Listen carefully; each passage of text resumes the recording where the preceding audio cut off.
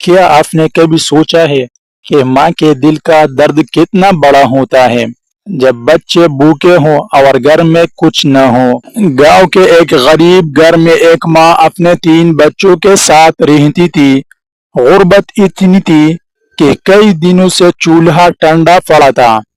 ایک دن سب بچے بھوکے بیٹھے تھے، سب کی نظریں ماں پر تھی۔ ماں نے ایک پرانی پلیٹ میں پانی ڈالا اور بچوں سے کہا، یہ کھچڑی ابھی تیار ہو رہی ہے، بس تھوڑا انتظار کرو۔ بچے پلیٹ کے گرد بیٹھے خوشی سے تالی بجانے لگے۔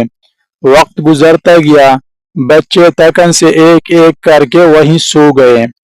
ماں نے آنکھوں میں آنسو بھر کے خالی پلیٹ اٹھائی، آسمان کی طرف دیکھا اور کہا، اے اللہ، میں نے تو انہیں دھوکہ دے دیا، لیکن تو کبھی ہمیں دھوکہ نہ دینا۔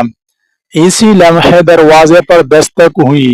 باہر ایک اجنبی کھڑا تھا، ہاتھ میں کانے سے بھرا ہوا تال تھا۔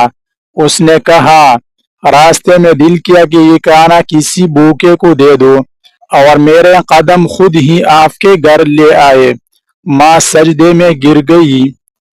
دنیا کے دھوکے وقتی ہوتے ہیں، مگر اللہ کی رحمت کبھی خالی نہیں آتی۔